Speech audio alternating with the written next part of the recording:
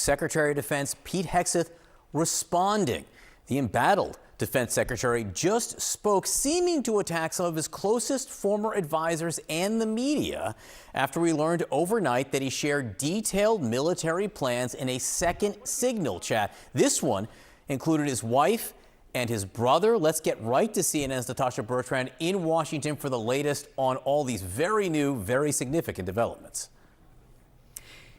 Good morning, John. Yes, we confirmed last night that Secretary Hegseth did have a second signal chat that included his brother, his wife, and his lawyer, in which he disclosed sensitive details about U.S. military operations against the Houthis in Yemen. This was around the same time as that first signal chat that was disclosed last month, when the editor of The Atlantic was accidentally included in a signal chat that Hegseth had with other cabinet officials. This, of course, is different. It was on his personal phone, and we are told that this was a group chat that was set up as part of his confirmation process so he could kind of strategize with his closest allies. But he continued using that chat, we are told, after he was confirmed as Secretary of Defense, and ultimately he did end up sharing information about military plans with the people on that chat, many of whom, including his wife, did not have an obvious need to know about these military operations. Now, Hegseth did issue his first public comments about this just a few minutes ago from the White House at the Easter egg roll. This is what the media does.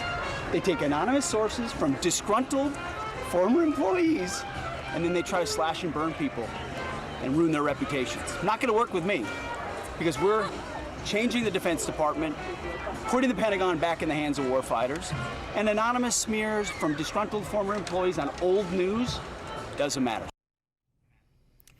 So two things, John. First, neither Parnell, his spokesperson, Sean Parnell, his spokesperson, nor Hegseth there are actually denying the substance of the story, that he did have this signal group chat that included his wife, his brother, and his lawyer.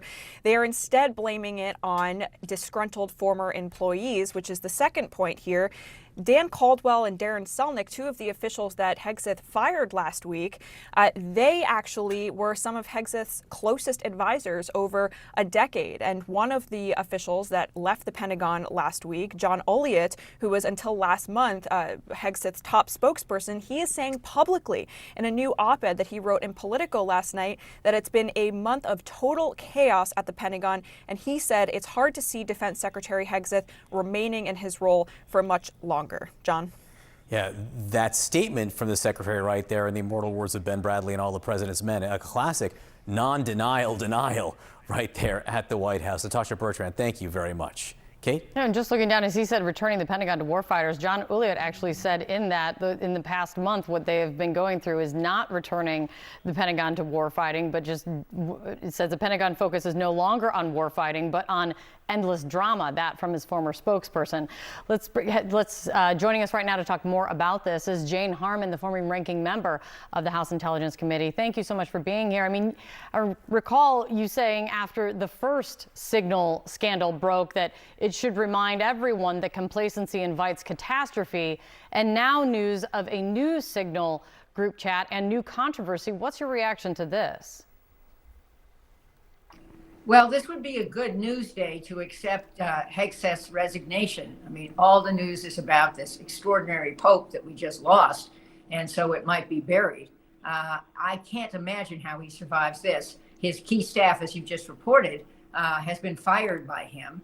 Some of them were on the second call. There are rumors that there may have been as many as 20 calls on unsecured platforms. I mean, that is I don't know what you call it, tradecraft 00.1. You don't do this. And I can't imagine that Congress will defend him at this point. I wonder if the president will defend him. He's embarrassing the president. So I think there are two questions. One is when he resigns, but the second one is who will accept the job, who is really competent, given this history and given the chaos at the Pentagon. Let's just look at what Marco Rubio said. He just said that this draft executive order taking away half his department, this draft executive order was in the news the last 2 days, is fake news. So what this looks like is cabinet secretaries don't make decisions. They are made somewhere else, Project 2025 or who knows. And I can't imagine that the capable people out there who are Republicans who could run the Pentagon would want the job. One thing we know, the latest this morning, is coming from the White House press secretary saying that the president still has full faith in Pete Hegseth. We know with the president that can change quickly, but that is the first response from them on this latest signal chat.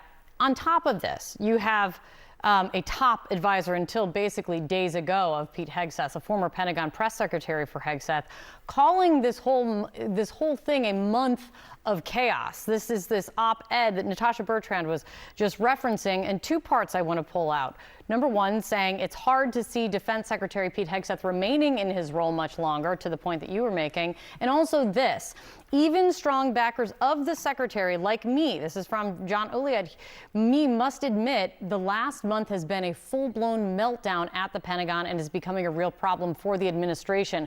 And just from your perspective, what does it do when a secretary's longtime advisor, his deputy chief of staff, the chief of staff to the deputy secretary of defense, they all get pushed out of the Pentagon in the midst of all of this? Well, I recently chaired the Commission on National Defense Strategy. We said unanimously, 4 Democrats, 4 Republicans, that this is the most dangerous time in terms of national security since 1945. If I were any one of America's enemies looking at our country, I would think, this is my opportunity to do any number of things. Think massive cyber attack in the U.S. I worry a lot that we could have a cyber 9/11 any day. We've already, in the Pentagon, fired a well-qualified 34-year in the military, 4-star head of the National Security Agency, who also headed U.S. Cyber Command. Just pick that one thing. And most of the qualified women at the top, too, who are doing excellent jobs, including being 4-star members of the military as well. Got to put that in. And so if I'm China, Russia, anywhere, I think I've got open season on the U.S. And look at what Russia's doing in Ukraine. Russia is toying with the United States and obviously toying with Ukraine. And it is an absolute tragedy to see a place which was invaded in violation of international law after Russia promised repeatedly to respect its sovereignty, suffering this way. Ukraine is still fighting back. Europe is going to step up and fight for Ukraine. But now that we have a casual comment from, I think it's our vice president, that we may not continue to pay attention to Ukraine, I think that's hugely damaging and really threatens U.S. national security in another way. Yeah, the Secretary of State Marco Rubio saying on Friday, if it is not possible to end the war in Ukraine, we need to move on, and then more from there. Jane, it's great to see you. Thank you so much for coming in, as always. I really appreciate your time.